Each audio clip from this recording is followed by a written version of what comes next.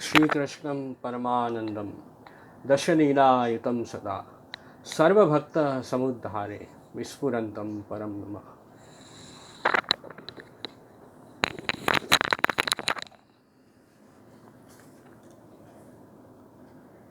तो आज के एकादशी के विशेष सत्संग में आप सभी वैष्णवों का स्वागत है।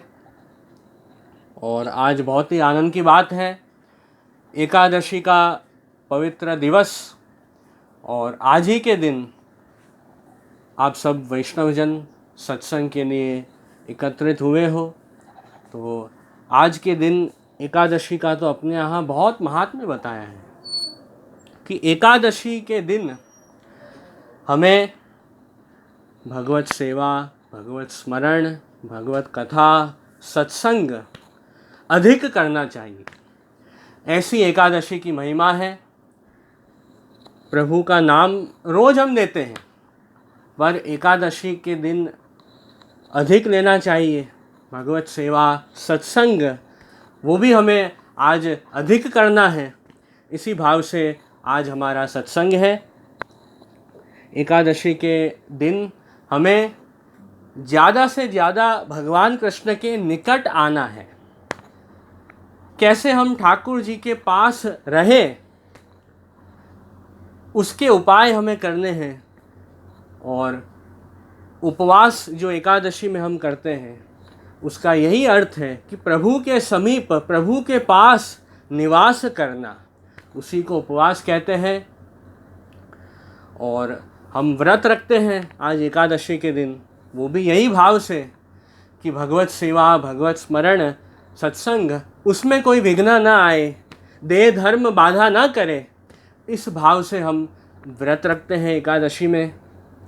और एकादशी व्रत का तो इतना महात्म्य है कि जो भी व्यक्ति एक विश्वास के साथ, भाव से एकादशी व्रत रखता है, उस व्यक्ति के सभी पाप दूर हो जाते हैं और वह व्यक्ति शुद्ध होकर भगवान कृष्ण को ही प्राप्त होता है।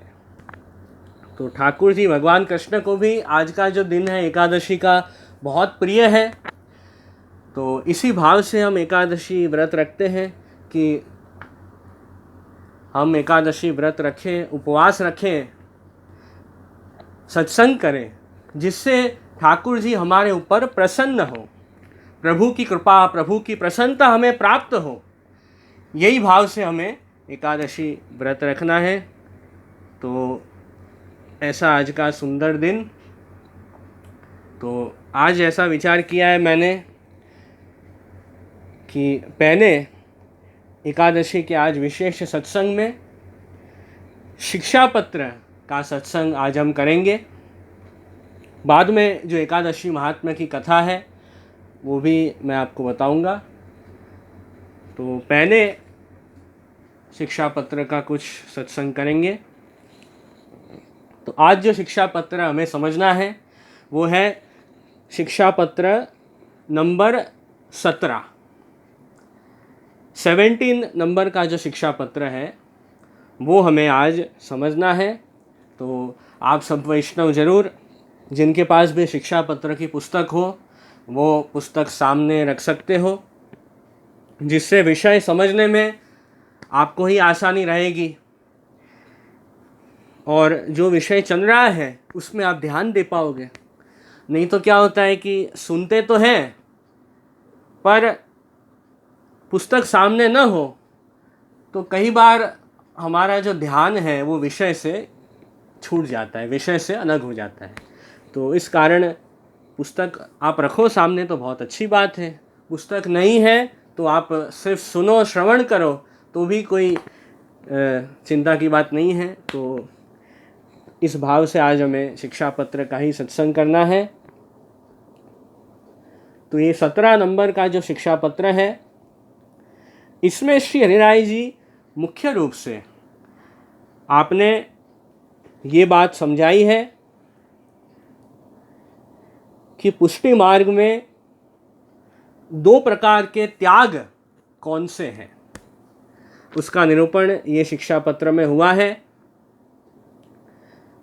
कौन सी वस्तु हमें त्याग करनी है, किस वस्तु का त्याग नहीं करना है, उसका विवेक यहाँ श्री हरिराय जी ने समझाया है। और जीव का स्वरूप भी समझाया है कि जीव कैसा है। और इस बात को समझाकर जो जीव है, जो दैवी जीव है, उसकी पुष्टि भक्ति मार्ग में दृढ़ता कैसे होगी, उसके ऊपर भी यहाँ शिक्षा पत्र में आपने भार दिया है। और पुष्टि मार्गीय फल प्राप्त करने में कौन कौन से बाधक आते हैं, पुष्टि फल की प्राप्ति में कौन से बाधक हैं और जिससे हमें दूर रहना है, उसका भी निरूपण ये शिक्षा पत्र में हुआ है। तो यही सब बात का विस्तार से आगे हम वर्णन देखेंगे।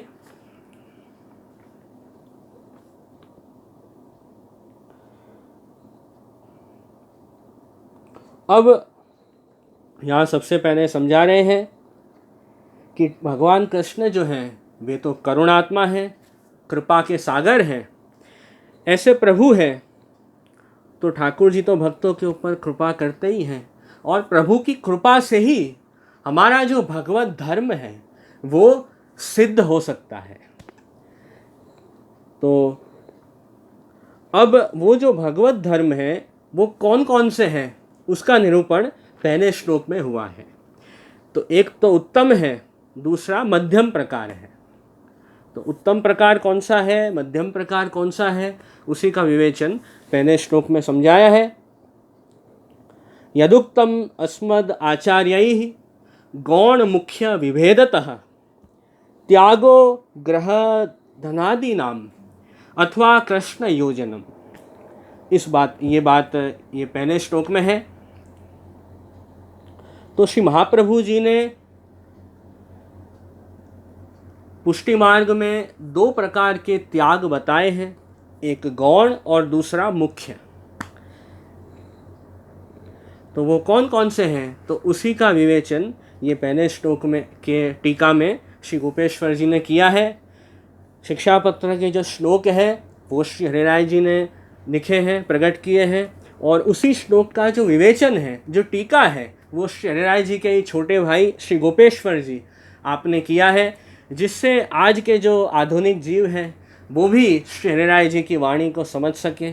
इस भाव से श्री गोपेश्वर जी ने ब्रजभाषा में ही टीका लिखी है, जिससे हम बहुत ही सरलता से शिक्षा पत्र को समझ सकें।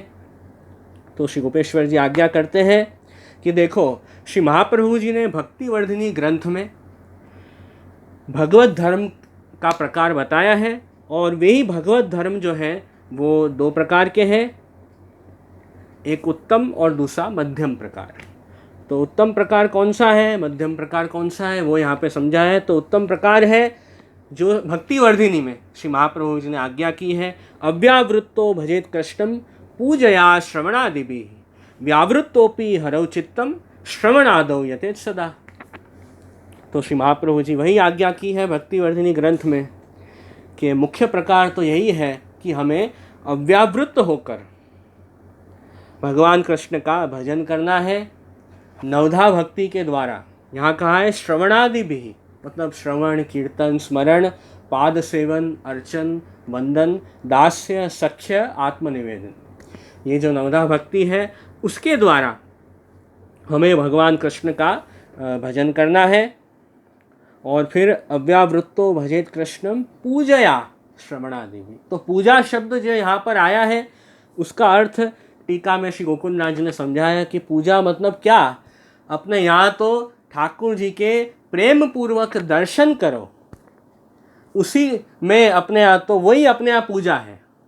ऐसे श्री गोकुल नाथ जी ने खास समझाया है कि देखो भागवत जी में कितना सुंदर वर्णन आता है कि भगवान कृष्ण ने जब वेणुनाद किया वन में, वृंदावन में, तो वो जो भगवान कृष्ण का सुंदर स्वरूप, तो वो दर्शन किसने किए, तो वन में जो हरिणी है उन्होंने प्रेम पूर्वक ठाकुर जी के दर्शन किए। और जो हरिणी है उनके लिए उनके पास सबसे सुंदर वस्तु कौन सी है? तो उनके नेत्र। हरिणी की जो आँख है, नेत्र है, वही उनके पास सबसे सुंदर वस्तु है। तो ऐसे प्रेम पूर्वक हरिणियों ने भगवान कृष्ण के दर्शन किए कि मानो उन्होंने अपने नेत्र, उनका जो सर्वस्व है वही प्रभु के चरणों में न्यौछावर कर दिया। तो ऐसे प्रेम से प्रभु को निहारना, प्रभु के दर्शन करना, वही अपने यहाँ पूजा माना है। तो इस प्रकार नवधा भक्ति से हमें अव्यावृत होकर भगवान कृष्ण की सेवा करनी है। ये उत्तम प्रकार श्री महाप्रभु जी ने बताया है। अव्यावृत होकर मतलब अव्यावृत होकर सेवा करनी, उसका अर्थ है कि ऐसी प्रवृत्ति में हम नहीं जुड़े कि जो हमें भगवत सेवा से दूर करे। मतलब भगवत सेवा में जो प्रतिबंधक हो, मतलब जिस प्रवृत्ति के कारण हम भगवत सेवा नहीं कर पा रहे हैं, ऐसी प्रवृत्ति में नहीं जुड़ना, उसे ही कहते हैं अव्यावृत होकर प्रभु का भजन करना। अव्यावृत होकर भजन करना मतलब काम सब करो पर भगवत सेवा मत छोड़ो। भगवत सेवा भी कर रहे हैं और गृहस्थ आश्रम में रहकर जो भी दूसरी भी जिम्मेदारियां हैं, जवाबदारी हैं घर गृहस्थी की, वो सब भी निभा रहे हैं और भगवत सेवा भी कर रहे हैं। तो यही अव्यावृत होकर भजन श्री महाप्रभु जी ने बताया है कि लोक वेद के फल के लिए किसी प्रवृत्ति में न जुड़ना, वही अव्यावृत होकर भजन करना है। मतलब व्यक्ति ने क्या किया कि ऐसे कार्यों को छोड़ दिया, ऐसी प्रवृत्ति को छोड़ दी जिस कारण भगवत सेवा छूटती हो। तो कितना ऊंचा भाव है कि लौकिक फल को भी छोड़ दिया, लौकिक फल की भी परवाह नहीं की भगवत सेवा के आगे। तो कितना ये उत्तम भाव है, उत्तम प्रकार है। तो लौकिक फल के लिए किसी प्रवृत्ति में न जुड़ना, लौकिक फल में जो आसक्ति है उसको छोड़ देना, वही अव्यावृत होकर भजन करना है। तो अपने यहाँ तो कितने ऐसे भगवदीय हुए हैं 84-252 वैष्णवों की वार्ता में, जैसे गदाधर दास जी, वे भी अव्यावृत होकर प्रभु का भजन करते थे। वो तो ब्राह्मण थे गदाधर दास जी, तो जो कुछ उनको सहज में प्राप्त हो जाता उसी से अपना निर्वाह करते और प्रेम से प्रभु की सेवा करते। और कभी कुछ नहीं मिलता, यजमान के यहाँ से कुछ दक्षिणा नहीं मिलती, ऐसी भी स्थिति उनके जीवन में आई गदाधर दास जी के। तो उस समय भी उन्होंने, गदाधर दास जी ने केवल जल की लोटी ठाकुर जी को भोग धरी और खुद भी पूरा दिन उन्होंने जल लेकर ही अपना निर्वाह किया। ऐसे भगवदीय गदाधर दास जी वार्ता आती है।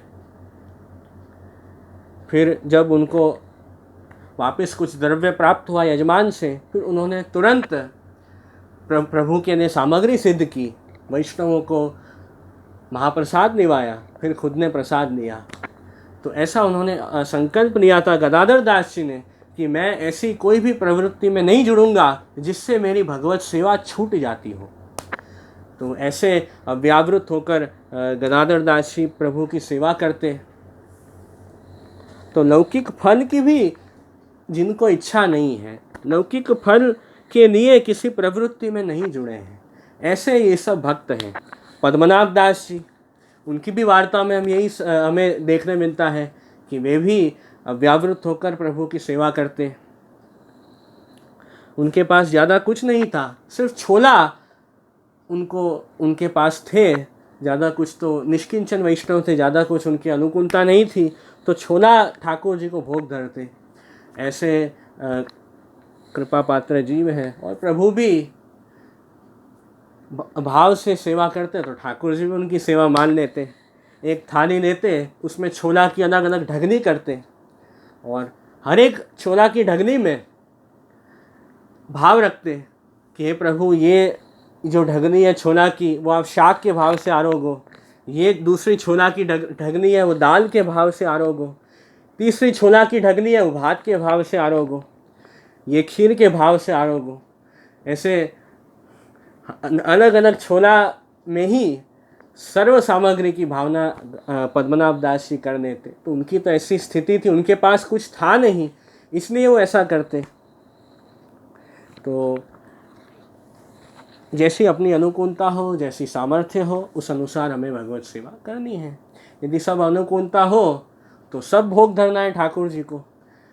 जो भी हम पवित्रता में, अच्छे आचार में अच्छी तरह से ठाकुर जी के लिए सिद्ध करके भोग धर सके वो हमें धरना है।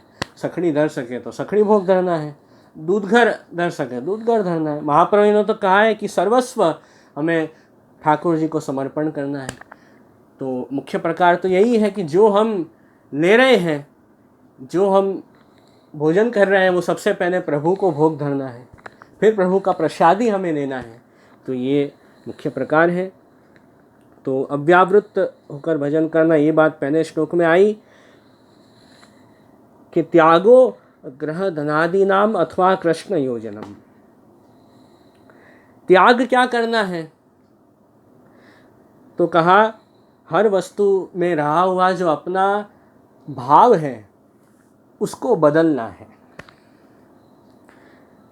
पहले ब्रह्म संबंध लेने के पहले ठाकुर जी की हम सेवा नहीं करते थे, तब क्या सोचते थे कि सब वस्तु मेरे भोग के लिए है।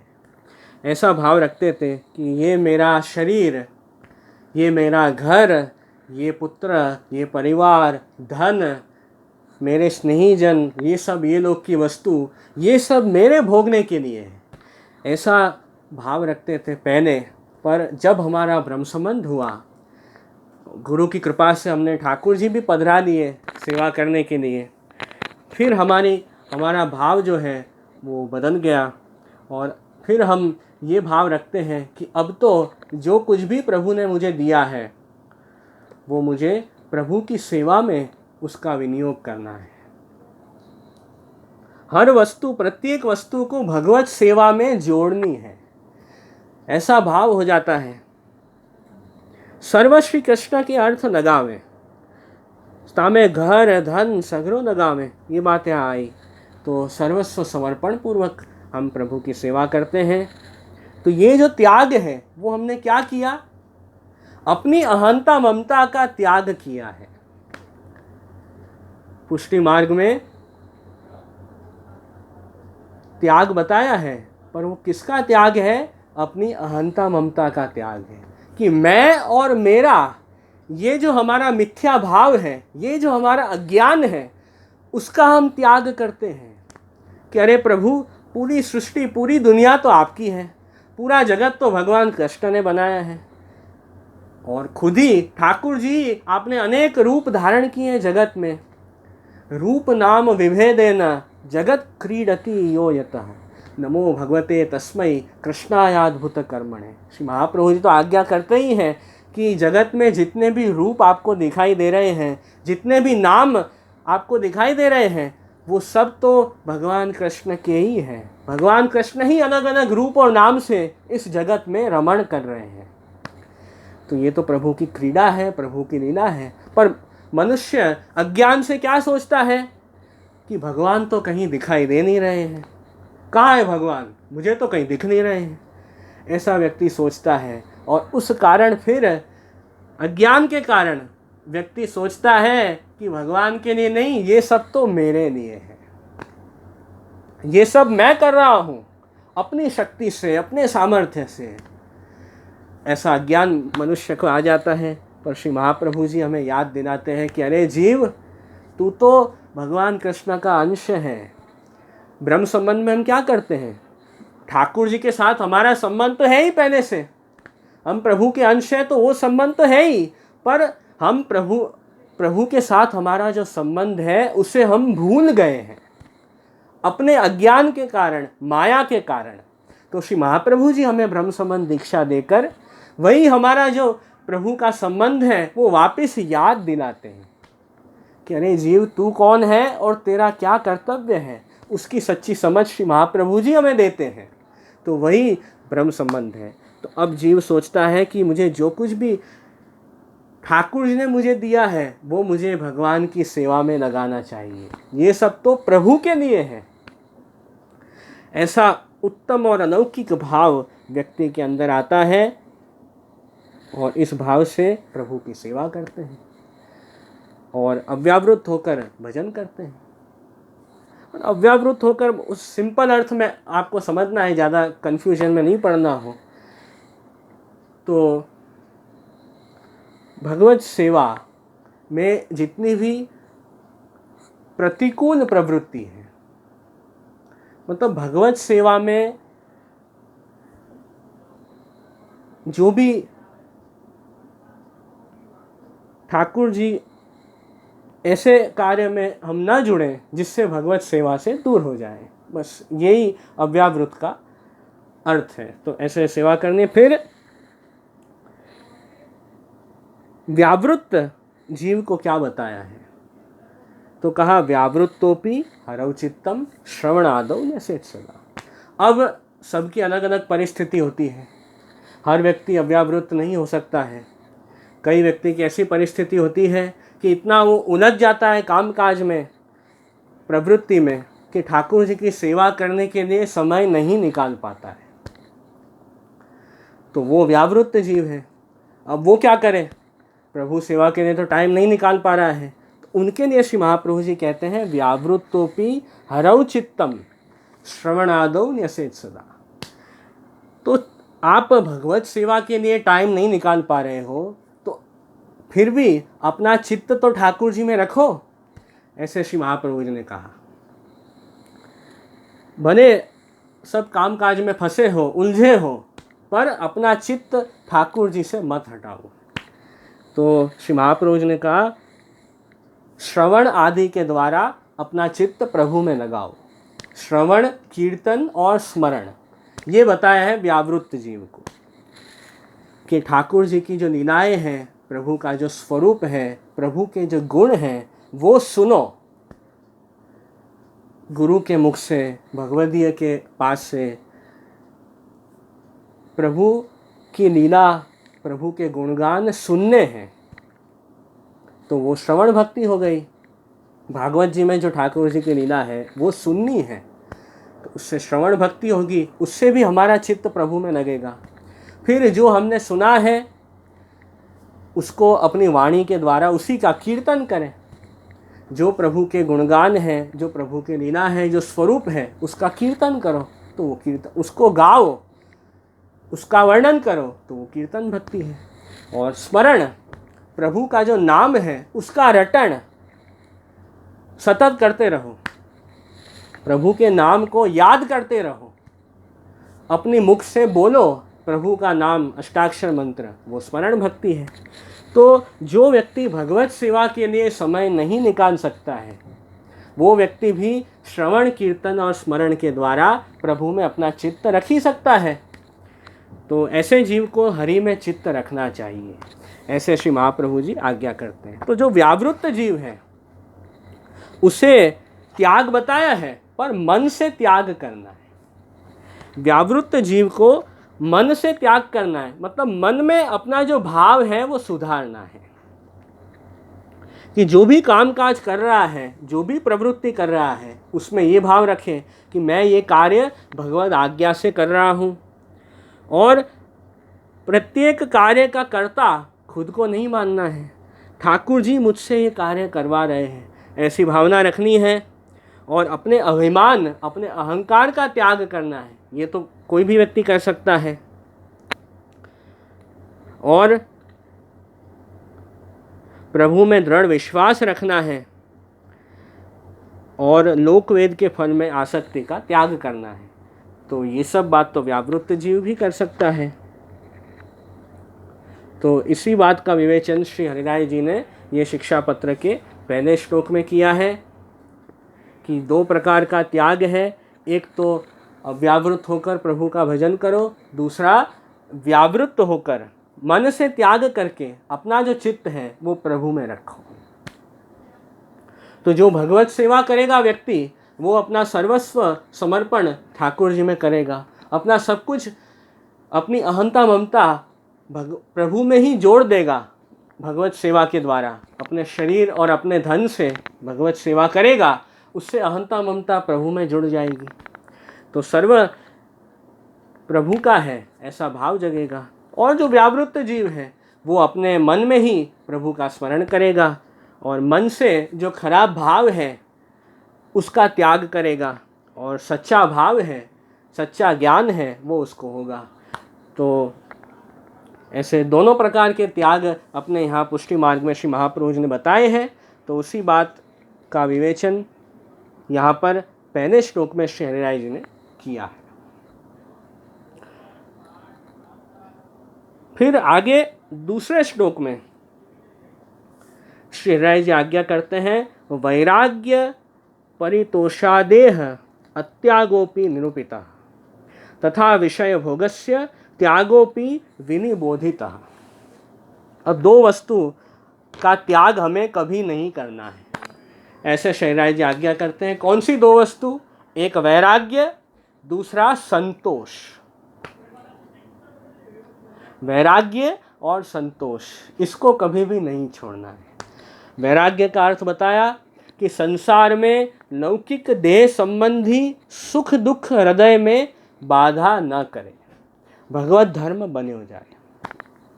वैराग्य का अर्थ होता है अनासक्त भाव रखना, ज़्यादा अपने अंदर आसक्ति नहीं रखनी, ये संसार में ज़्यादा अटैचमेंट नहीं रखना, उसी को वैराग्य कहते हैं।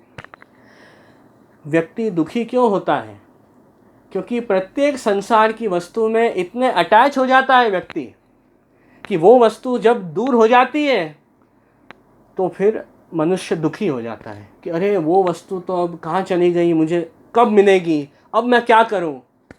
तो वो जो अटैचमेंट है, जो प्रत्येक वस्तु में जो आसक्ति है, वही मुख्य दुख का कारण है।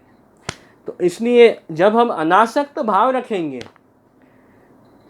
सुख हो या दुख, उसका प्रभाव हमारे ऊपर ज़्यादा नहीं पड़ने देंगे, तभी जो भगवत धर्म है वो अच्छी तरह निभ पाएगा। ऐसे श्री हरिराय जी यहाँ पे आज्ञा कर रहे हैं। बहुत ज़्यादा सुख आ जाता है जीवन में, सब अच्छा चल रहा है, सब सुखी है, तो ऐसी स्थिति में व्यक्ति संसार में ज़्यादा डूब जाता है और प्रभु को भूल जाता है कि ये तो देखो सुख आया है, वो तो मैंने इतना प्रयत्न किया, मैंने इतने पुरुषार्थ किए, उससे मुझे ये सुख मिला है, ऐसा भाव आ जाता है और प्रभु को भूल जाता है। दुख आते हैं बहुत ज़्यादा जीवन में, तो भी ठाकुर जी को भूल जाता है कि देखो भगवान ने क्या किया, भगवान ने तो हमको बचाया ही नहीं, देखो ये दुख आया जीवन में। भगवान के लिए खराब शब्द बोल देता है मनुष्य। तो इस प्रकार सुख अतिशय दुख, दोनों परिस्थिति में मनुष्य जो है वो प्रभु को भूल जाता है। तो उसी कारण यहाँ हरिराय जी बता रहे हैं कि हमें अपने अंदर वैराग्य रखना है, अनासक्त भाव रखना है। ये संसार में देह संबंधी सुख और दुख तो आते ही रहेंगे, उससे हमें विचलित नहीं होना है, उससे वो हमारे हृदय में बाधक न हो, वो हमें ध्यान रखना है।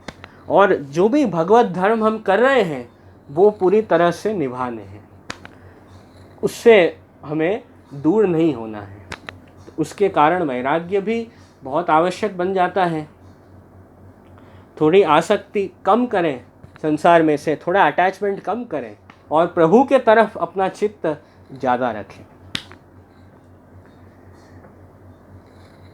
अनासक्त भाव होगा तो फिर हम प्रभु से बहिर्मुख नहीं होंगे, और जितनी आसक्ति ज़्यादा होगी उतना ही हम बहिर्मुख ठाकुर जी से ज़्यादा होंगे।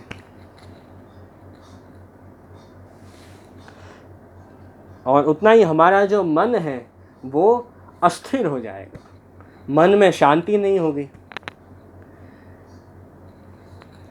सुख और दुख के प्रभाव में हम पड़े रहेंगे तो मन में अशांति होगी, और अशांत मन से भगवत सेवा स्मरण ही नहीं हो पाएगा। तो इसलिए वैराग्य रखना जरूरी है। साथ ही संतोष जीवन में रखना बहुत आवश्यक है कि जो कुछ भी सहज में प्राप्त हो जाए उसमें आनंद से रहो। हम जो भी ठाकुर जी ने हमें शक्ति दी है, सामर्थ्य दी है, उससे हम हमारे कर्म कर रहे हैं और जो भी फल मिल रहा है उसमें संतोष रखें कि देखो ठाकुर जी ने जो दिया है उसमें आनंद से रहो, उसी को संतोष कहते हैं।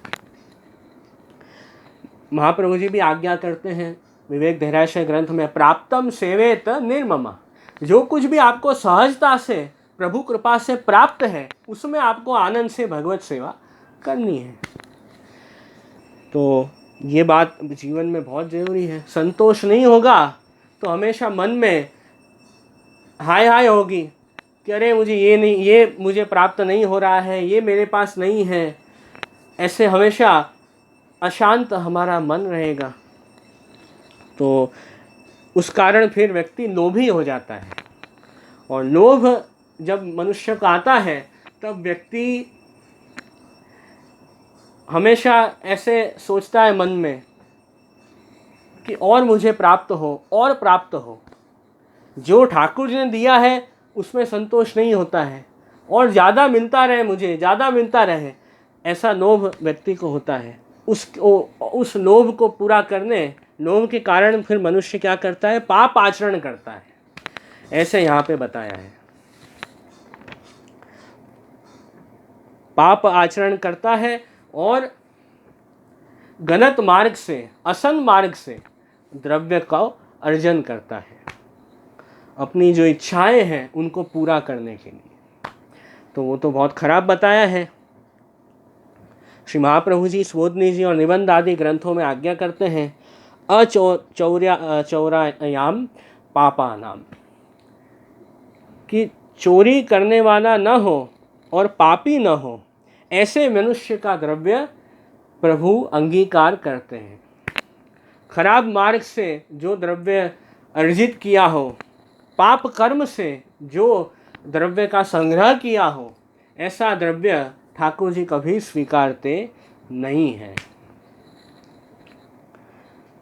तो संतोष जीवन में नहीं होगा तो मनुष्य ज़्यादा लोभी बन जाएगा, और लोभ के कारण अपनी इच्छाओं को पूरी करने के लिए पाप का आचरण करेगा, जिससे ठाकुर जी अप्रसन्न हो जाएंगे और व्यक्ति अधर्म की तरफ बढ़ेगा।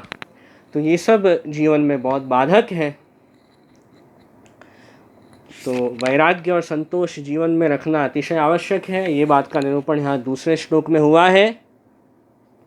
साथ ही विषय भोग का त्याग करना, ये बात भी यहाँ खास समझाने में आई है।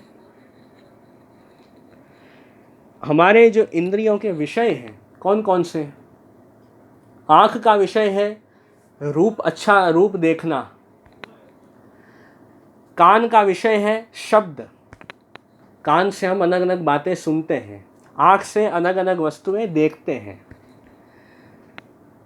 जिह्वा से रस का आस्वादन करते हैं, स्वाद लेते हैं सब वस्तुओं का। नाक से अलग अलग गंध हम प्राप्त करते हैं। रूप, रस, गंध, स्पर्श, और त्वचा है उसमें अलग अलग स्पर्श होता है, ठंडी गर्मी अलग अलग। तो ये हमारी जो इंद्रियां हैं उसकी ये सब तन्मात्रा है, रूप, रस, गंध, स्पर्श और शब्द। तो इंद्रियों के जो विषय हैं उसमें जो मनुष्य है वो फंस जाता है। आँख से अलग अलग रूप देखते हैं, कान से सब सुनते हैं। तो विषय भोग का त्याग करना बहुत ज़रूरी है। आँख से प्रभु के दर्शन करें, कान से प्रभु की कथा सुने, नाक से प्रभु की जो प्रसादी वस्तु है उसकी सुगंध लें, जिह्वा से प्रभु का महाप्रसाद लें। ऐसे प्रत्येक जो इंद्रिय हैं उसका विषय हमें ठाकुर जी को प्रत्येक इंद्रिय का विषय बनाना है। ये बात हमें समझनी है। और जो दूसरे विषय हैं उसमें से हमें इंद्रियों को धीरे धीरे हटानी है,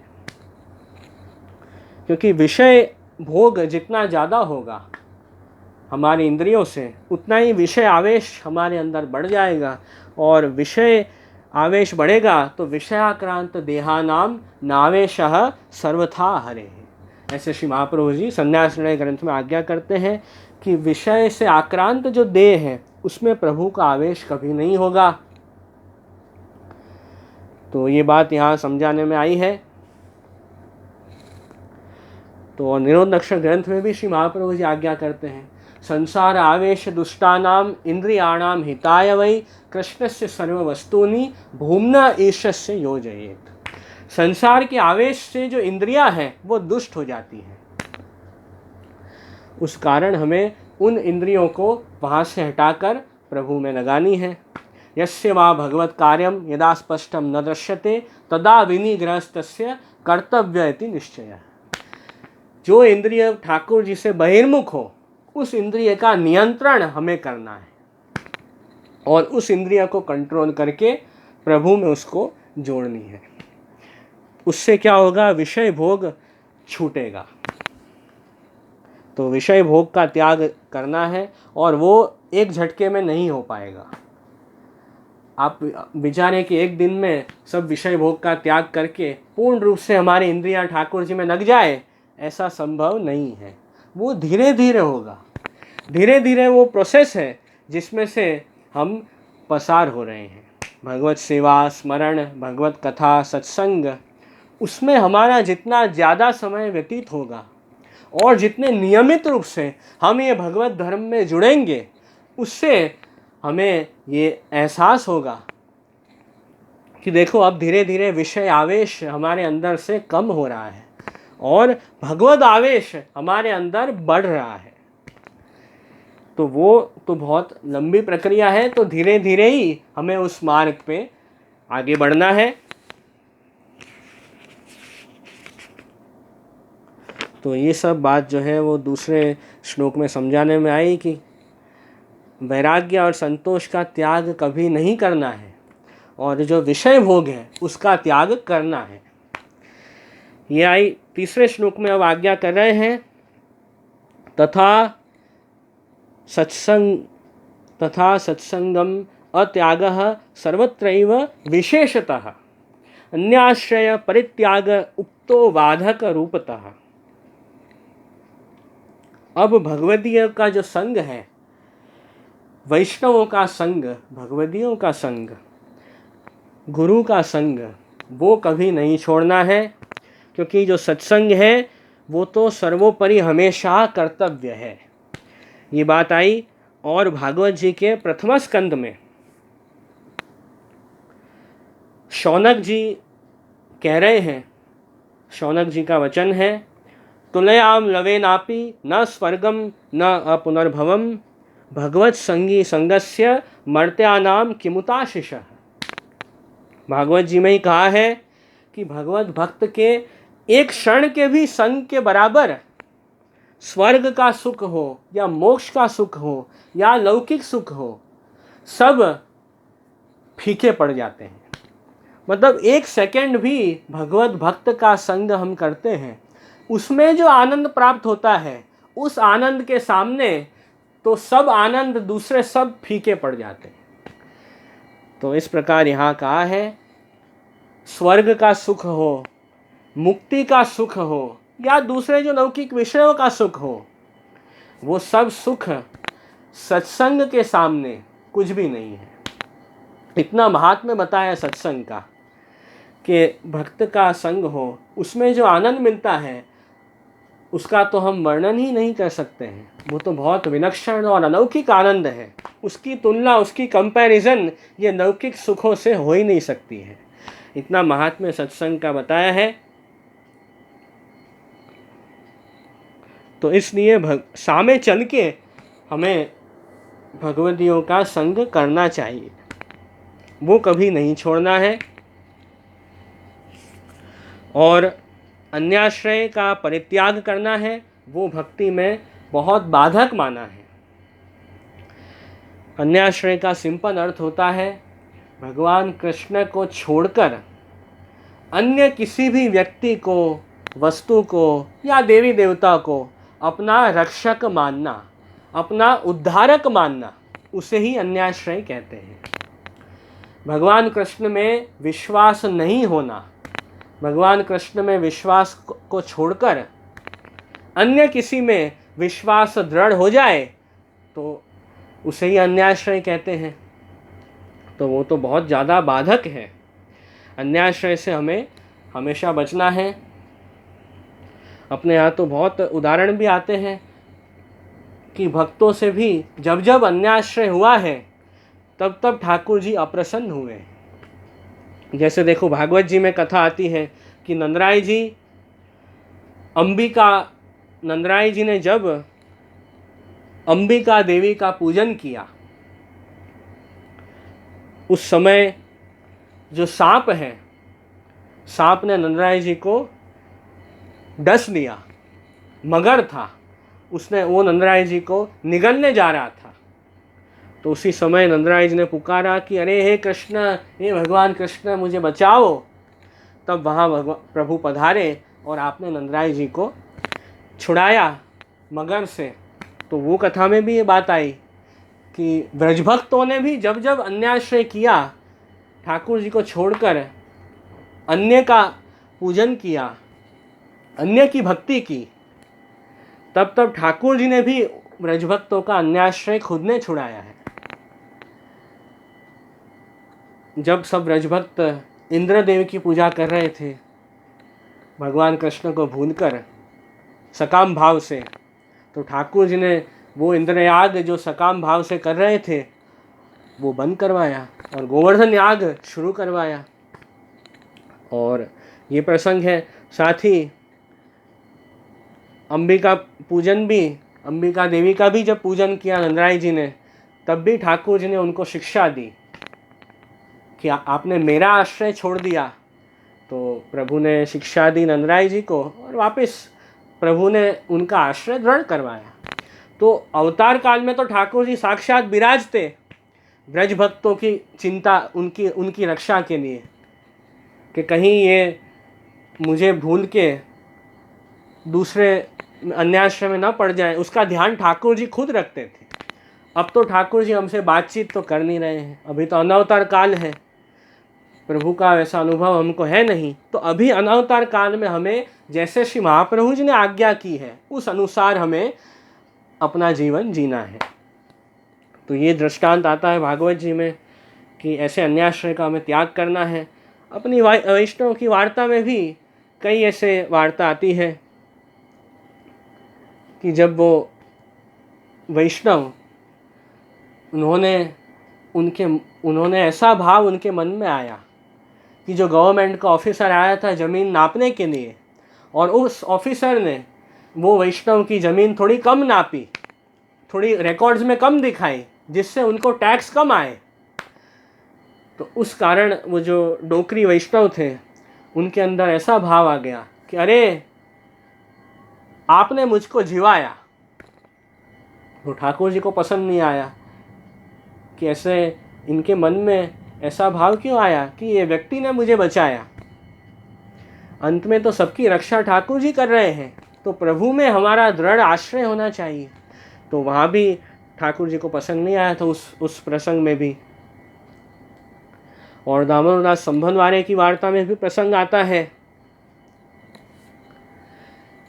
कि श्री महाप्रभु जी आनंद से दामोदरदास जी के घर विराज रहे थे। श्री महाप्रभु जी ने पूछा, दामोदरदास आपको कुछ मांगना है, कुछ इच्छा है आपको तो मांगो मुझसे, आपके मन में कोई भी मनोरथ हो तो कहो, मैं आपके ऊपर बहुत प्रसन्न हूँ। तब दामोदरदास जी ने कहा कि महाराज मुझे तो आपकी कृपा से सब आपने मुझे दिया है, मुझे तो कुछ नहीं चाहिए। फिर श्री महाप्रभु जी ने कहा कि जाओ अपनी पत्नी को पूछ के आओ, उनको तो कुछ इच्छा नहीं है। तो दामोदरदास जी के पत्नी आए, उन्होंने कहा कि महाराज एक पुत्र की इच्छा है, वो हो जाए तो फिर कोई इच्छा नहीं है। तो महाप्रभु ने कहा ठीक है, आपको एक पुत्र होगा, चिंता मत करो, मेरा आशीर्वाद है। ऐसे कहकर श्री महाप्रभु जी तो आप फिर आगे पधारे। थोड़े ही समय बाद उसी गांव में कोई दूसरे डाकोती आते हैं, कोई अन्य मार्गीय, पुष्टि मार्ग के नहीं थे, ऐसे अन्य मार्ग के कोई ज्योतिष जैसे कोई बाबा आए और वो सबको बताते सब उनको पूछने जाते कि मेरा भविष्य कैसा होगा, मुझे क्या करना चाहिए, वो सब पूछते। तो दामोदर दास जी के पत्नी थे, उनको किसी ने कह दिया कि अरे अपने गांव में ये आए हैं डाकोतिया, बहुत ज्ञानी है, बहुत जानते हैं, सबको भविष्य बताते हैं, आपको भी कुछ पूछना हो तो पूछ लो। तो आपको पूछना हो कि आपको पुत्र होगा कि नहीं, तो वो सब सवाल आप पूछो। तो दामोदर दास के पत्नी वो गए और जो ज्योतिष थे, डाकोतिया थे, उनको पूछ लिया कि मुझे पुत्र होगा कि नहीं। तो उन्होंने कह दिया कि हाँ होगा, ऐसे कह दिया डाकोतिया ने। तो इस बात का पता श्री महाप्रभु जी को चला। थोड़े समय बाद श्री महाप्रभु जी पधारे कि अरे मैंने जब आज्ञा की थी कि तुमको पुत्र होगा, उसमें तुमको विश्वास नहीं आया, फिर भी तुम वापस दूसरी बार वो अन्य मार्गीय बाबा ज्योतिष को पूछने गए, डाकोतिया को, तो वो तो आपने अन्याश्रय किया है। मेरी वाणी में, वचन में ही आपको विश्वास नहीं है, तो फिर मैं कैसे प्रसन्न हूँ आपके ऊपर। ऐसे श्री महाप्रभु ने आज्ञा किया और इतने आप अप्रसन्न हो गए कि उनके चरण स्पर्श भी श्री महाप्रभु जी ने उनको नहीं दिए। तो उस अन्याश्रय उतना बाधक हुआ, श्री वल्लभ में विश्वास छूटा, तो समझो कि हम पुष्टि मार्ग से अलग हो गए। जितना श्री महाप्रभु जी में विश्वास ज़्यादा होगा, उतनी ही पुष्टि मार्ग में हमारी दृढ़ता होगी।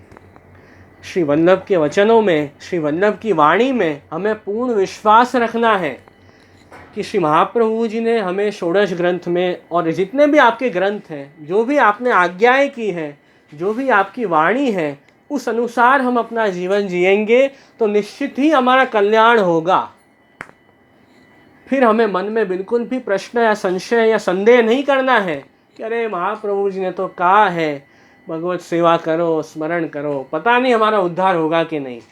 ऐसे मन में चिंता नहीं रखनी है। श्री वल्लभ में पूर्ण विश्वास रखना है, पूर्ण आश्रय श्री महाप्रभु जी का रखना है, और सब प्रकार के जो अन्याश्रय है उसका हमें त्याग करना है।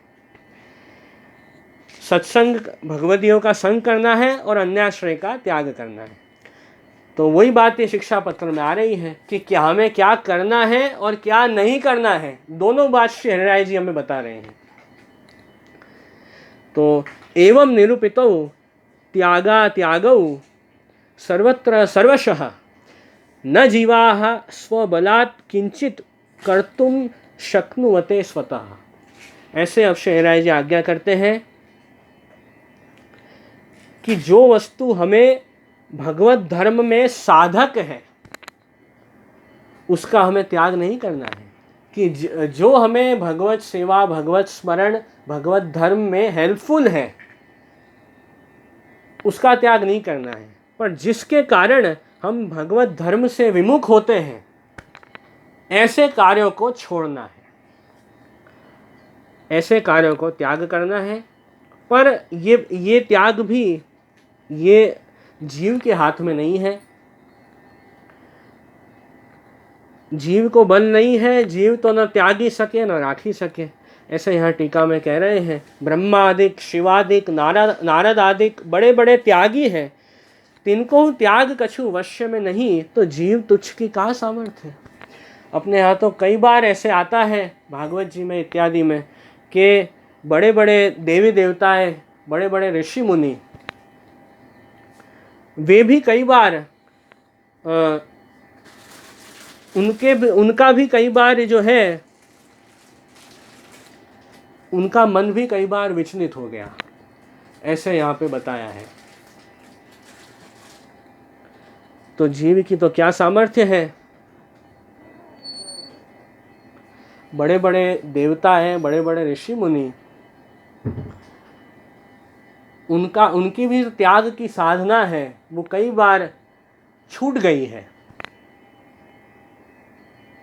तो फिर हमारी तो बात ही क्या है, हम तो संसार में पड़े हुए जीव हैं, हम तो कैसे बच पाएंगे। तो इसलिए हमें ये जो हमारे हाथ में नहीं है, ठाकुर जी की कृपा से ही हम सब कर पाएंगे, ये बात हमें दृढ़ रखनी है। कई बार बड़े बड़े ऋषि मुनियों, उनकी भी तपस्या कई बार भंग हो गई, तो फिर हमारा मन तो प्रभु में कहाँ से लगेगा। तो श्री महाप्रभु जी की हम शरण में हैं, और तो हमें ज़्यादा फिर चिंता नहीं करनी है। श्री महाप्रभु जी के आश्रित हम रहेंगे, श्री वल्लभ का स्मरण जितना करेंगे उतना ही ठाकुर जी हमें हमेशा, प्रभु का जो श्रीहस्त है वो हमारे ऊपर रहेगा। श्री महाप्रभु जी को भूल गए, श्री वल्लभ को भूल के स्वतंत्र रूप से हम ठाकुर जी को प्राप्त करने जाएंगे तो प्रभु कभी नहीं मिलेंगे, तो ठाकुर जी मिलने बहुत कठिन है। पर श्री वल्लभ ने हमारा हाथ पकड़ा है और श्री वल्लभ ने हमारा हाथ प्रभु को सौंपा है, तो फिर हमें चिंता नहीं करनी है। तो पर श्री महाप्रभु जी का आश्रय जो है वो तो हमें हमेशा दृढ़ रखना ही पड़ेगा। अतः कथम भवेद मार्ग स्थितिर जीवेषु सर्वथा, फलाशापि कथम कार्या जनैस्तत्रा स्थितौ पुनः। अब जीव तो ऐसी दुष्ट कार्य करने वाले हैं, ऐसे दुष्ट क्रिया करने वाले दुष्ट जीव हैं, तिनकी यह पुष्टि मार्ग में स्थिति सर्वथा न होए, अष्ट प्रहर लौकिक विषय आदि में पड़े है, सो पुष्टि मार्ग में कौन भांति स्थिति होए, सर्वथा न होए, तो ये जीव पुष्टि मार्गीय फल की आशा कैसे करें। यह स्थिति नहीं तो फल तो कहाँ से सिद्ध होए। अब यदि जीव की पुष्टि मार्ग में स्थिति ही नहीं होगी तो पुष्टि फल तो कहाँ से प्राप्त होगा, ऐसे यहाँ पे कह रहे हैं। अष्ट प्रहर 24 घंटे ये जीव है वो लौकिक विषयों में पड़ा रहता है, तो पुष्टि भक्ति मार्ग में दृढ़ता तो होगी नहीं। पुष्टि भक्ति मार्ग में दृढ़ता नहीं होगी तो फिर पुष्टि फल तो बहुत दूर है, ऐसा यहाँ समझा रहे हैं। जैसे हमें बाहरगांव जाना है, उसके लिए हम अहमदाबाद जाना है, गुजरात जाना है, उसके लिए हमें क्या करना पड़ेगा, गाड़ी में बैठना पड़ेगा, तब जाके तो हम बाहरगांव पहुंच पाएंगे। अब गाड़ी में ही हम नहीं बैठे हैं तो फिर अपने डेस्टिनेशन पर कैसे पहुंचेंगे। तो पुष्टि भक्ति जो मार्ग है उसमें आप आओगे, उसमें दृढ़ता से आप स्थित रहोगे, तब जाके तो पुष्टि फल मिलेगा। जो भी श्री महाप्रभु जी ने कहा है कि आप वैष्णव हो, आपने ब्रह्म संबंध दीक्षा ली है, तो ये सब आपको कर्तव्य करने हैं। भगवत सेवा, भगवत स्मरण, सत्संग, ये सब करना है, वो हम दृढ़ता से करेंगे, तब जाके तो हमारा मन प्रभु में पूर्ण रूप से स्थित होगा, तब जाके तो भजनानंद और स्वरूपानंद हमें प्राप्त होगा। पर हम जो वैष्णवी हमारा धर्म है, वैष्णव के जो कर्तव्य हैं वो ही हम नहीं करेंगे तो फिर पुष्टि फल कहाँ से प्राप्त होगा। ये बात महाप्रभु जी, हरिराय जी यहाँ समझा रहे हैं। तो पुष्टि मार्ग में दृढ़ता से स्थिति होनी बहुत जरूरी है। अब वो कैसे होगी, उसके लिए कहा तथापि श्रीमद् आचार्य चरण आश्रयादपि अशक्यमपि यत् शक्यम तद् भवेत् सर्वथा एव हि। श्री महाप्रभु जी का आश्रय है, उससे क्या होगा, अशक्य है वो भी शक्य हो जाएगा। जो कार्य असंभव हमें लगता है वो काम भी संभव हो सकता है। आवश्यकता है कि प्रभु का आश्रय जो है वो दृढ़ हो। अब जीव कैसा है उसकी स्थिति यहाँ पे श्री गोसाई जी ने विज्ञप्ति में बताई है। चित्तेन दुष्टो वचसापि दुष्टः, कायेन दुष्टः क्रियया च दुष्टः, ज्ञानेन दुष्टो भजनेन दुष्टो, मम अपराधः कतिधा विचार्यः। श्री गोसाई जी ऐसा आज्ञा करते हैं कि जीव सब तरह से दुष्ट है। हमारा चित्त जो है ठाकुर जी में नहीं लगता है, प्रभु से हमारा चित्त विमुख है तो चित्त दुष्ट हो गया। और वचसापि दुष्टः, हम अपनी वाणी से दुनिया भर की बातें बोलते रहते हैं, पर प्रभु का नाम ही हमारी जिह्वा पर, जीभ पर नहीं आता है, तो हमारी वाणी दुष्ट हो जाती है। कायेन दुष्टः, क्रिया च दुष्ट। इस शरीर से दुनिया भर के काम करते हैं, सब काम करते हैं, समय निकाल के अपना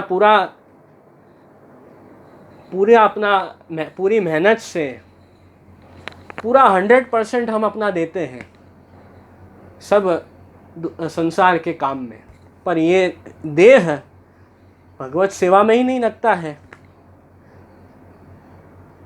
तो कह रहे हैं इसलिए ये देह, हमारी क्रिया सब दुष्ट हो जाती है। ज्ञाने न दुष्टो, दुनिया भर का ज्ञान हम लेते हैं, बड़ी बड़ी पढ़ाई करते हैं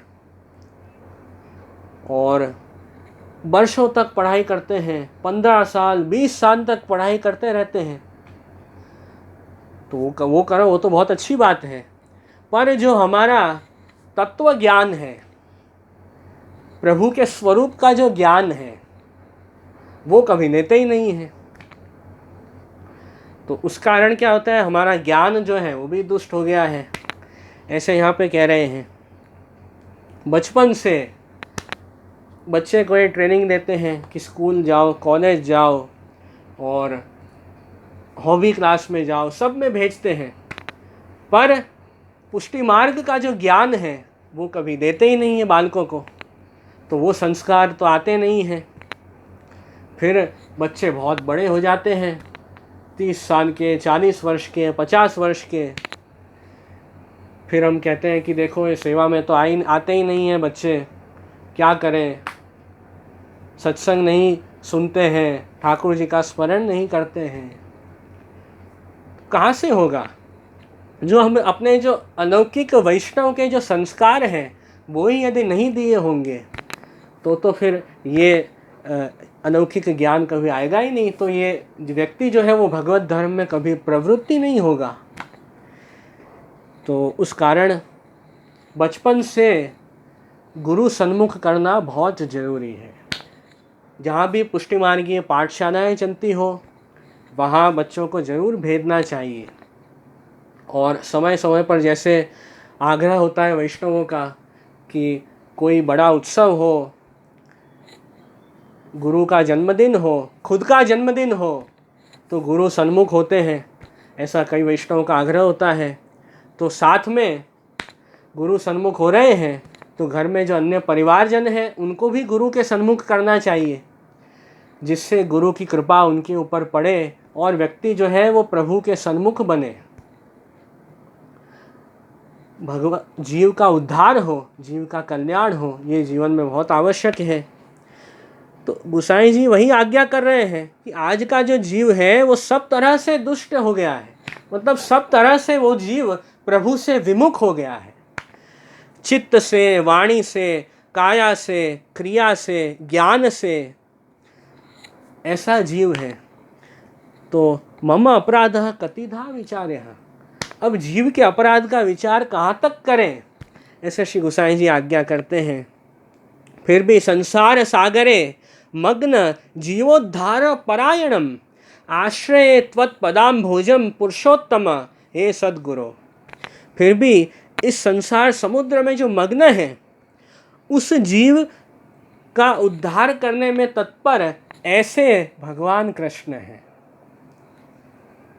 वो बात यहाँ समझा रहे हैं, हे पुरुषोत्तम, हे सद्गुरु, मैं आपका आश्रय लेता हूँ। भले ही जीव दुष्ट है, चिंता की बात नहीं है, ऐसा दुष्ट जीव भी यदि प्रभु की शरण में आ जाता है, श्री महाप्रभु जी की शरण में आ जाता है, तो ठाकुर जी कहते हैं कि देखो अब मैं तेरे दोष की तरफ दृष्टि नहीं करूँगा।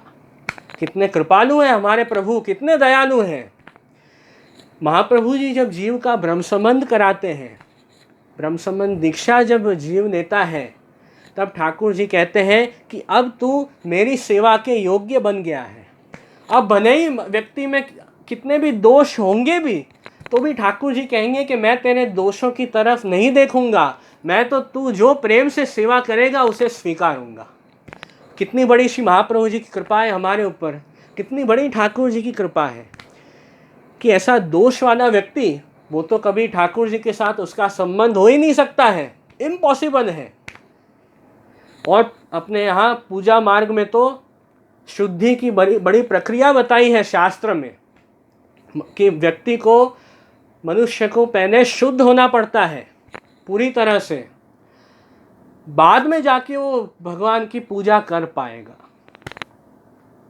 देहादिक की शुद्धि, अनेक प्रकार स्थान की शुद्धि, सब शुद्धि बताई है पूजा मार्ग में, वो हो जाती है तब जाके जीव पूजा का अधिकारी बनता है। ऐसे डायरेक्ट पूजा शुरू कर दी, सेवा शुरू कर दी, ऐसे नहीं हो सकता। पर पुष्टि भक्ति मार्ग में इतनी कृपा की है श्री महाप्रभु जी ने कि श्री वल्लभ की कृपा से ठाकुर जी जो है वो ब्रह्मसमन के बाद सब प्रकार के जो दोष हैं वो सेवा में बाधक नहीं बनते हैं। सहजादेश कालोत्था लोकवेद निरूपिता संयोग जास्पर्श जाश्च न मंतव्याः कथंचन ब्रह्म संबंध करणात् सर्वेषां देह जीवयो। तो इतनी प्रभु की कृपा खास हमें माननी ही पड़ेगी। तो ऐसे जीव है, पर प्रभु जो है वो ऐसे जीव का भी उद्धार कर सकते हैं। भगवत गीता में भगवान आज्ञा करते हैं, अपि चेत सुदुराचारो भजते माम अनन्य भाग साधुरेव स मंतव्यः सम्यक व्यवसितो ही सह। प्रभु कहते हैं भले ही कितना भी दुराचारी पापी व्यक्ति क्यों न हो, भजते माम अनन्य भाग, पर वो व्यक्ति भी यदि मेरा भजन करे तो साधुरेव स मंतव्यः, तो मैं उस व्यक्ति को बहुत अच्छा मानूंगा, क्योंकि सम्यक व्यवसितो ही सह, क्योंकि उस व्यक्ति का जो निश्चय है कि मुझे अब भगवत धर्म करना है, वो निश्चय उसका बहुत अच्छा है। तो क्षिप्रम भवति धर्मात्मा शाश्वत शांतिम निगच्छति कौन्तेय प्रतिजानी ही नवे भक्तः प्रणश्यति। ऐसे भगवान कृष्ण आज्ञा करते हैं कि वो व्यक्ति जो है बहुत ही जल्द धर्मात्मा बन जाता है और उसको शांति प्राप्त होती है। पहले पापी था, पर एक बार भगवत भजन उसने शुरू किया, फिर वही व्यक्ति जो है वो साधु और धर्मात्मा बन जाता है और उसको शांति प्राप्त होगी और उस भक्त को का नाश कभी नहीं होगा। तो ऐसे प्रभु भगवत गीता में भी आज्ञा करते हैं। पर ठाकुर जी का आश्रय तो हमें रखना है, उसमें क्या सावधानी रखनी है, तो दो मुख्य बात यहाँ और आगे समझा रहे हैं शिक्षा पत्र में कि यदि दुस्संग दोषेण न भवेत् शिथिलं मनः यदि वा काल दोषेण अविश्वासोपि भवेद नहीं। एक तो दुस्संग दोष और दूसरा अविश्वास, ये दोनों भगवद आश्रय में बाधक बताए हैं।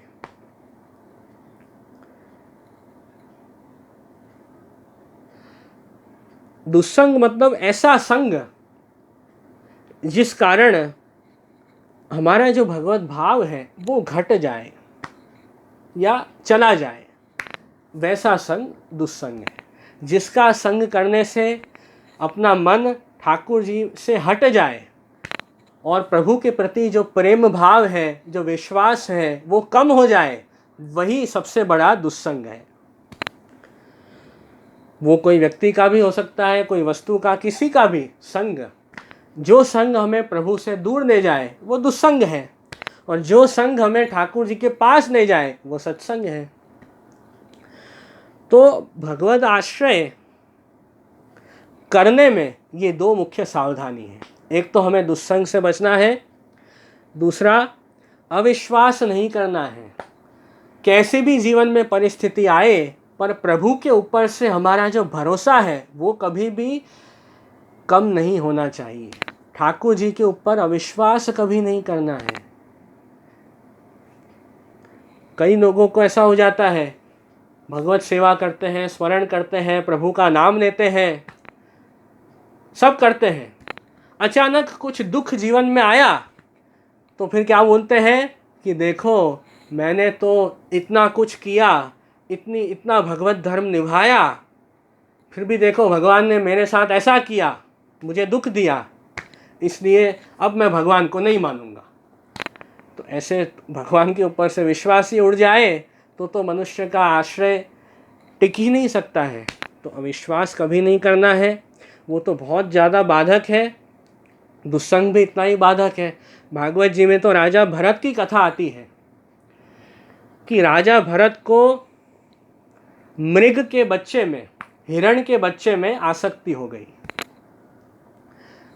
पहले तो उन्होंने सब छोड़कर वन में तपस्या करते थे, राजा भरत प्रभु का ध्यान करते थे, और वहीं वन में हिरण के बच्चे में आसक्ति हो गई तो भगवत ध्यान, भगवत नाम सब छोड़ के हिरण की सेवा में लग गए। और ऐसा करने से अंत में जो मृत्यु के समय उनका अंत में उनका मन जो है वो हिरण के बच्चे में रह गया। उस कारण ठाकुर जी से उनका मन हट गया। उस कारण राजा भरत को 3 जन्म लेने पड़े। नेक्स्ट जन्म में खुद हिरण बन गए और उसके तीसरे जन्म में जड़ भरत जी बने, फिर जाके उनको मोक्ष प्राप्त हुआ। तो दुस्संग के कारण उनका मन प्रभु से हट गया, उस कारण उनको इतना विलंब हुआ भगवत प्राप्ति में। और ऐसी ही कथा भागवत जी में द्विविध वानर की आती है कि द्विविध वानर पहले तो बहुत राम भक्त होता है, बाद में नरकासुर भौमासुर के संग से नरकासुर, वो तो असुर है, भगवान से वैर करता है, भगवान कृष्ण को अपना दुश्मन मानता है। ऐसा असुर की संगति ये द्विविध वानर को हो गई। उस कारण उसके भाव भी असुर के जैसे ही हो गए। अब वो द्विविध वानर बलदेव जी और भगवान के साथ ही लड़ने को तैयार हो गया। जो द्विविध वानर पहले राम भगवान का भक्त था, वही नरकासुर के दुस्संग के कारण प्रभु से लड़ने के लिए तैयार हो गया। तो देखो दुस्संग कितना बाधक है। पहले तो भक्त थे भगवान के, वही भक्त लड़ाई करने लगे ठाकुर जी से। तो दुस्संग से हमें हमेशा बचना है। वो दुस्संग कहीं भी मिल सकता है। दुस्संग जो है ये संसार में कहीं भी मिल सकता है, उसका कोई ठिकाना नहीं है। मोबाइल में भी दुस्संग मिल सकता है, मोबाइल में सत्संग भी मिल सकता है, दोनों बात है। और कहीं भी आप जाओ तो ऐसे लोग तो आपको बहुत मिलेंगे दुनिया में जो आपको ठाकुर जी से दूर करेंगे। कई लोग कहते हैं आप भगवान की सेवा करते हो, वल्लभ कुल को मानते हो, सब करते हो, और जो दुष्ट जन हैं उनका संग हो जाता है, वो क्या कहते हैं, अरे अरे अभी से आप ये सब क्या कर रहे हो, वल्लभ कुल को क्या मान रहे हो, गुरु को क्यों मान रहे हो, कुछ करने की आवश्यकता नहीं है, सब बेकार है, भगवान की भी सेवा मत करो, कुछ नहीं होता उससे, सब बंद कर दो। ऐसे जो दुष्ट जन हैं वो कह जाते हैं भगवान तो कुछ करते नहीं हैं, तो सब टाइम पास तुम कर रहे हो। कई जो यंगस्टर होते हैं वो जुड़ते हैं भगवत धर्म में, उनको भी रोक दिया जाता है कि अरे इतनी छोटी उम्र में क्या कर रहे हो, ये तो सब बाद में करना, बुढ़ापे में, अभी मत करो। ऐसे उनको भगवत धर्म से दूर कर दिया जाता है। तो दुस्संग तो ठहर ठहर पे संसार में मिलेगा। कहीं दुस्संग ऐसा होता है जो गुरु की निंदा करें, ऐसे लोग तो आज बहुत मिल जाते हैं। वल्लभ कुल की निंदा करें, बैठते हैं सत्संग करने और सत्संग के नाम पे सत्संग में ही अनेक लोगों की निंदा करते हैं कि देखो ये तो ऐसे हैं, ये ऐसे हैं, इस व्यक्ति में इतने दोष हैं।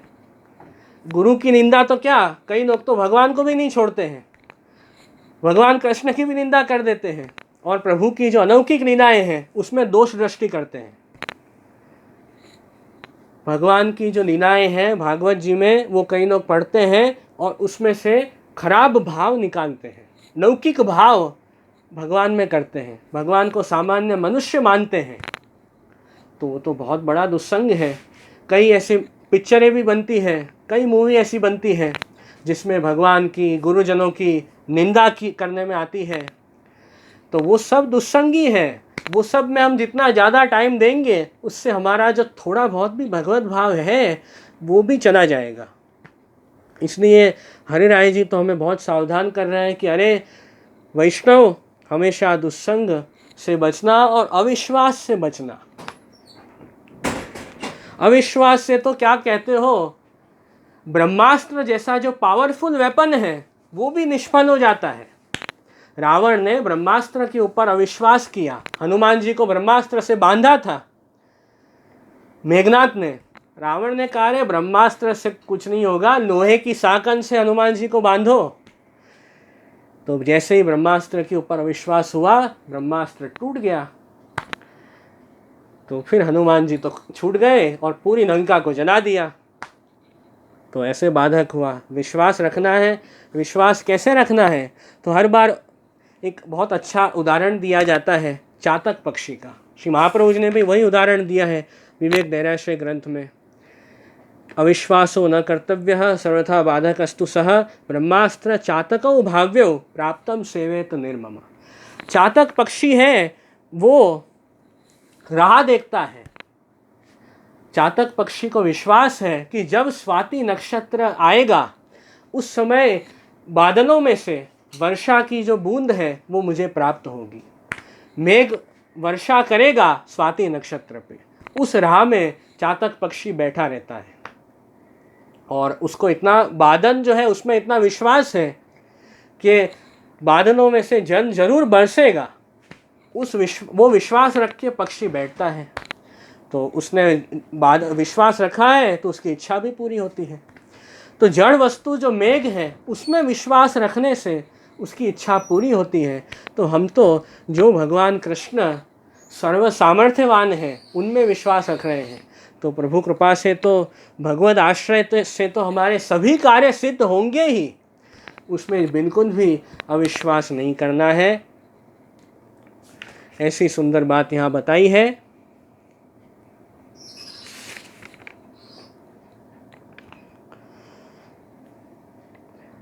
आश्रयेणैव सकलम सिद्धिमेति न संशयः पृथक क्षण मार्गोक्ति अतएव प्रभोरपि। हरिराज ने कहा कि आश्रय से ही सकल कार्य सिद्ध होंगे। और श्री महाप्रभु जी तो कैसे हैं? पृथक शरण मार्गोपदेष्टा, ये महाप्रभु जी का सर्वोत्तम स्तोत्र में नाम है कि श्री वल्लभ तो पृथक शरण मार्ग का उपदेश करने वाले हैं। मतलब मर्यादा मार्गीय शरण मार्ग से पुष्टि मार्गीय शरण मार्ग कैसे अलग है, वो भेद श्री महाप्रभु जी ने हमें समझाया है। मर्यादा मार्गीय शरण मार्ग में तो मोक्ष मिल जाता है, जन्म मरण के दुख से छूट जाते हैं, मुक्त हो जाता है व्यक्ति। पर पुष्टि मार्गीय शरण मार्ग में प्रभु का जो स्वरूपानंद है उसका अनुभव जीव को होता है। जैसे जब सर्व ब्रजभक्त हैं गोवर्धन लीला के प्रसंग में भगवान कृष्ण के शरण में गए, तब ठाकुर जी ने कहा मन नाथम मत परिग्रहम, हे ब्रजभक्त मैं आपका नाथ हूँ, आपका रक्षक हूँ। ऐसे सब ब्रजभक्तों को प्रभु ने आज्ञा की। तो ये पुष्टि मार्गीय शरण मार्ग है। और प्रभु की शरण में ही रहकर 7 दिनों तक सभी ब्रजभक्तों ने प्रभु का सानिध्य प्राप्त किया और प्रभु का स्वरूपानंद प्राप्त हुआ है। तो वो जो गोवर्धन लीला का पूरा प्रसंग है, वहाँ जो भगवत शरणागति की बात आई है वो पुष्टि मार्गीय शरण की बात है। और भगवत गीता में भक्त अर्जुन को भी भगवान ने शरणागति का उपदेश दिया है। जैसे सर्वधर्मान परित्यज्य मामेकम शरणम व्रज अहम त्वा सर्व पापेभ्यो मोक्षयिष्यामि मा शुचः, कि हे अर्जुन सर्व धर्मों का परित्याग करके तू मेरे ही शरण में आ जा, मैं तुझे सर्व पापों से छुड़ाकर मोक्ष तुझे दूंगा। तो ये अर्जुन मर्यादा भक्त है, इसलिए मर्यादा भक्त के अधिकार से प्रभु ने ये उपदेश अर्जुन को दिया कि मैं तुझे मुक्त करूंगा। तो ये मर्यादा मार्गीय शरण मार्ग यहाँ बताया है। और पुष्टि मार्गीय शरण मार्ग तो है ही, प्रभु के स्वरूपानंद का अनुभव है। तो ये बात खास समझनी है, श्री महाप्रभु जी ने हमें बताई है। पृथक शरण मार्गोपदेष्टा, श्री महाप्रभु जी ने समझाया है कि पुष्टि मार्ग में ही ये 2 मार्ग हैं, एक शरण मार्ग और एक भक्ति मार्ग। ये आपने बताया। भक्ति मार्ग में भगवत सेवा और भगवत कथा आती है, और शरण मार्ग में जो है हम प्रभु में पूर्ण विश्वास रख के अष्टाक्षर मंत्र का स्मरण करते हैं। तो वो बात शरण मार्ग भी है, भक्ति मार्ग से पृथक, ये बात श्री महाप्रभु जी ने बताया है। तो ये बात ये आई है। और 11वें श्लोक 10वें श्लोक में भी यही बात बताई है। शरणस्थ समुद्धार कृति विज्ञापनाद अपि विवेक धैर्य भक्त्यादि साधन अभावाद अतः, कि महाप्रभु जी ने ये प्रतिज्ञा ली है कृष्णाश्रय ग्रंथ में कि शरणस्थ समुद्धारम कृष्णम विज्ञापयाम्यहम्, कि जो जीव शरणस्थ है, प्रभु की शरण में है, उसका उद्धार निश्चित होगा। ये विनती कृष्णम विज्ञापयाम्यहम्, ये विज्ञप्ति महाप्रभु जी ने भगवान कृष्ण को की है। विवेक धैर्य भक्त्यादि साधन अभाव, न हमारे अंदर विवेक है, न धैर्य है, न भक्ति है, सब साधनों का हमारे अंदर अभाव है, ऐसा जीव है। ऐसे जीव पापासक्तस्य दीनस्य, फिर भी दीनता तो होनी जरूरी है, प्रभु के प्रति दैन्यता होनी बहुत आवश्यक है, उसी से जीव का उद्धार होता है। तो वो विज्ञप्ति खुद महाप्रभु जी ने ही ठाकुर जी को की है, वो बात यहाँ आई है। इसलिए हमें क्या करना है? तदुक्त वाक्य भावार्थ विभावना परायणैहि, श्री महाप्रभु जी के जो वचन हैं उसका अष्ट प्रहर हमें अपने चित्त में भावना करनी है। श्री महाप्रभु जी के वाक्य की भावना अष्ट प्रहर करें, जो मेरे लिए श्री महाप्रभु जी प्रतिज्ञा करी शरण सिद्ध किए हैं, या भांति दृढ़ विश्वास राखें और श्री कृष्ण के सन्मुख कृष्णाश्रय ग्रंथ को पाठ करें तो सकल कार्य सिद्ध हो। और कृष्णाश्रय ग्रंथ का पाठ हमें ठाकुर जी के सन्मुख नित्य नियम से रोज करना है, जिससे हमारा भगवत आश्रय दृढ़ होगा। महाप्रभु जी ने आज्ञा की है, कृष्णाश्रयम इदम स्तोत्रम यह पठेत कृष्ण सन्निधौ तस्य आश्रयो भवेत कृष्ण इति श्री वल्लभो ब्रवीत। महाप्रभु जी के वचन है कि जो जीव भाव से कृष्णाश्रय का पाठ प्रभु के सन्मुख करता है, उसके आश्रय, उसके रक्षक खुद भगवान कृष्ण बन जाते हैं,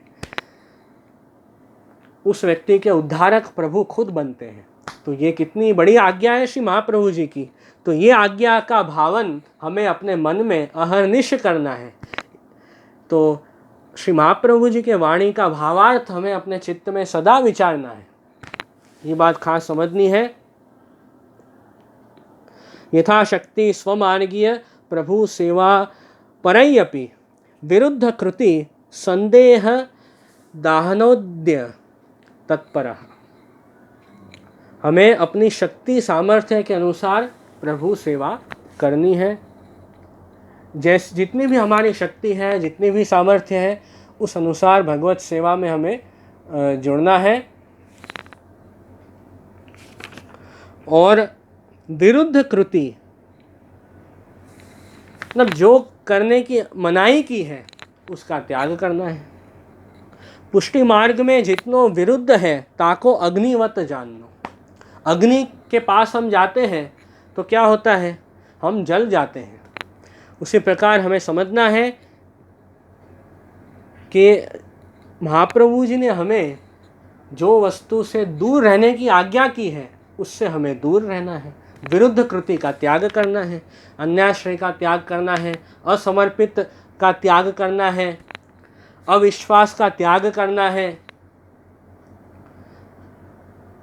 विपरीत भावना उसका त्याग करना है। मतलब प्रभु में लौकिक भाव हमें कभी नहीं लाना है, प्रभु को अलौकिक जानना है। तो ये सब बातें हमें खास श्री महाप्रभु ने बताई है कि विरुद्ध कृति उसका हमें त्याग कर ही देना है, और संदेह का भी त्याग करना है। मन में संशय नहीं रखने हैं, संदेह नहीं रखने हैं, डाउट नहीं रखने हैं। कई कुतर्क करते हैं, कई लोग लॉजिक करते हैं, कह रहे इससे क्या होता है, इससे क्या होता है, सेवा करने से क्या होता है, स्मरण करने से क्या होता है, कुछ नहीं होता। ऐसे कुतर्क नहीं करने हैं, वो सब आप बताइए। डाउट नहीं रखना है कि मैं ये सब कर तो रहा हूँ, भगवत धर्म कर तो रहा हूँ, पता नहीं क्या होगा। ऐसे संशय मन में रख के कोई काम नहीं करने। जो जितना भी करो, जितनी भी भगवत सेवा करो, जितना भी प्रभु का नाम लो, पर शुद्ध भाव से करो, ये आवश्यक है। तो ये सब बात यहाँ ये श्लोक शिक्षा पत्र में हरिराय जी ने समझाई है। और हमें ये जानना है कि हमारे भगवान कृष्ण कैसे हैं, प्रभु का स्वरूप कैसा है। तो भागवत जी के 8वें स्कंद में ब्रह्मा जी कहते हैं, यथा ही स्कंधम शाखानाम तरोर मूलावसेचनम एवं आराधनम विष्णोः सर्वेषाम आत्मनश्च। ये भगवान कृष्ण का जो भजन है वो तो कैसा है कि जैसे वृक्ष, पेड़, उसके जड़ में, उसके मूल में आप सिंचन करते हो तो क्या होता है, पूरा वृक्ष हरा भरा हो जाता है। वृक्ष के जितनी भी शाखाएं हैं, जितनी भी डालियां हैं, जितने भी पत्ते हैं, सबको पोषण अपने आप मिल जाता है, एक बार आप वृक्ष के मूल में सिंचन करते हो। वैसे ही भगवान कृष्ण कौन है, सबके मूल हैं, सब देवी देवताओं के मूल हैं। तो भगवान कृष्ण का आप भजन कर रहे हो तो फिर अलग अलग सब देवी देवताओं का भजन करने की पुष्टि मार्गीय वैष्णव को आवश्यकता नहीं है। सबके मूल जो कृष्ण भगवान, उनको आपने पकड़ लिया, उनका भजन आप कर रहे हो तो अपने आप अन्य देवी देवताओं का पोषण तो अपने आप हो जाता है, उसमें तो कहना ही क्या है। ऐसे यहाँ समझा रहे हैं। तो इस प्रकार हमें प्रभु के स्वरूप को जानकर अन्याश्रय छोड़ना है। प्रभु भगवत गीता में खुद आज्ञा करते हैं कि जो भक्त मेरा भजन करते हैं वो मुझे प्राप्त होते हैं, जो अन्य देवी देवताओं का भजन करते हैं वो उनको प्राप्त होते हैं। और भगवान कृष्ण जो फल का दान करते हैं, भक्ति, उसका कभी नाश नहीं होता है। और अन्य देवी देवताएं जो फल का दान करते हैं, वो फल जो है वो तो नाशवंत फल है, वो तो यहीं मिलेगा और यहीं थोड़े समय में नष्ट हो जाएगा। ऐसे खुद भगवान कृष्ण ही भगवत गीता में 7वें अध्याय में आप आज्ञा करते हैं। तो ये सब हमें खास समझनी है, ये सब बात, जिससे भगवत आश्रय हमारा दृढ़ होगा। तो भगवान कृष्ण भक्ति का दान करते हैं और वो भक्ति तो हमेशा रहती है, वो भजनानंद तो कभी छूटता नहीं है। और संसार की जो सब वस्तुएं हैं वो तो नाशवंत हैं, वो तो आज है कल नहीं है। तो हमें तो जो शाश्वत है, जो भजनानंद है, वही हमें लेना चाहिए। तो वो तो भगवान कृष्ण के सिवाय दूसरा आपको कोई नहीं दे पाएगा। तो वो बात यहाँ समझा रहे हैं।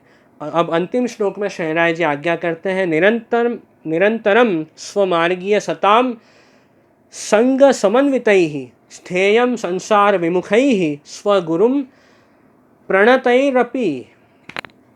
तो इस कारण अंत में भी शहराय जी शिक्षा पत्र में यही आज्ञा कर रहे हैं कि भगवत भक्त का जो संग है वो कैसा है, तो वो आपको प्रभु के तरफ ले जाता है। निरोध लक्षण ग्रंथ में श्री महाप्रभु जी आज्ञा करते हैं, महताम कृपया यद्वद कीर्तनम सुखदम सदा न तथा लौकिकानाम तो स्निग्ध भोजन रुक्षवत। भगवत भक्त के साथ जो कीर्तन करते हैं, जो सत्संग करते हैं, वो आनंद कैसा है। तो कह रहे हैं, श्री महाप्रभु जी आज्ञा कर रहे हैं कि आप घी वाला भोजन खाते हैं, घी के साथ भोजन खाते हैं तो कितना अच्छा लगता है। तो वो सत्संग का आनंद है। और एक घी बिना का भोजन आप खाते हैं, रूखा सूखा, तो वो तो बिल्कुल पसंद नहीं आता है। वो क्या है, तो वो कहा लौकिक जन के मुख की जो वार्ता है, ये जो लोक की जो संसार की जो बातें हैं वो रूखे भोजन के जैसे हैं, जिससे हमें कुछ भी लाभ नहीं होगा। तो ये बात यहाँ बताई है। इसलिए हमारा कर्तव्य है स्वगुरुम प्रणतैरपि, हमें अपने गुरु को प्रणिपात करना है, दंडवत प्रणाम करना है कि हे श्री वल्लभ, मैं तो आपकी ही शरण में हूँ और ये संसार से विमुख होना है, प्रभु के सन्मुख होना है। ये बात खास यहाँ बताई है। और गुरु की शरणागति भी मुख्य आवश्यक है। उसकी बात भी यहाँ टीका में गोपेश्वर जी आज्ञा कर रहे हैं कि हरौ रुष्टे गुरुस्त्राता गुरौ रुष्टे न कश्चन। प्रभु एक बार अप्रसन्न हो जाएंगे तो गुरु रक्षा करेंगे, और गुरु ही अप्रसन्न हो जाएंगे तो फिर तो रक्षा आपकी कौन करेगा।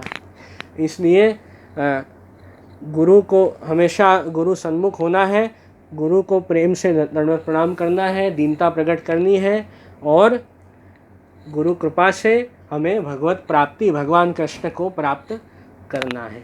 तो ये सब बात जो है ये शिक्षा पत्र में आई है। शिक्षा पत्र नंबर 17।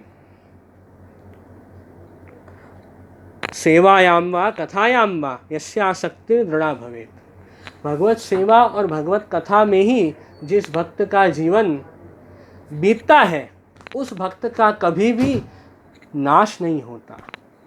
यावत जीवम तस्य नाशो न क्वापि इति मतिर्मम। ये श्री महाप्रभु जी आज्ञा कर रहे हैं भक्तिवर्धिनी ग्रंथ में। तो यही सब बात शहनाई जी ने ये 17 नंबर के शिक्षा पत्र में हमें समझाई है। बहुत सुंदर शिक्षा पत्र है। आप सब भी ज़रूर समय मिले तो और ज़्यादा इसको पढ़ना। आज तो हमने संक्षेप में जितना भी समय मिला उसमें शिक्षा पत्र समझा है। और एकादशी का सत्संग बहुत अच्छा रहा। आज जया एकादशी है और बहुत ही आज की एकादशी का महात्म्य है कि आज की एकादशी का जो व्रत करता है वो कैसी भी खराब योनि में भी क्यों न चला जाए, भूत की, पिशाच की, प्रेत योनि, सबसे उस व्यक्ति की मुक्ति हो जाती है और व्यक्ति जो है प्रभु को प्राप्त होता है। ऐसा आज की एकादशी का महात्म्य है। तो ऐसे आज की जया एकादशी है कि ब्रह्म हत्या जैसा कोई बड़ा पाप भी किसी ने कर लिया हो वो भी आज की एकादशी करने से दूर हो जाता है और बड़ी बड़ी खराब दुखों में से, खराब योनियों में से जीव को मुक्ति मिल जाती है। तो ये महात्म्य आज की जया एकादशी का खास अपने शास्त्रों में बताया गया है। तो आज का हमारा सत्संग बहुत ही अच्छा रहा।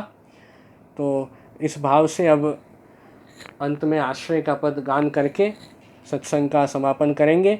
आप सब वैष्णव भी सत्संग में जुड़े, बहुत आनंद हुआ कि आज थोड़ा लेट हो गया, समय अपना शिक्षा पत्र पूरा करना था इसलिए थोड़ा समय में आज विलम्ब हो गया है। पर आप सब वैष्णव फिर भी ध्यान से सुन रहे हो, ये देख के मुझे बहुत अच्छा लगा।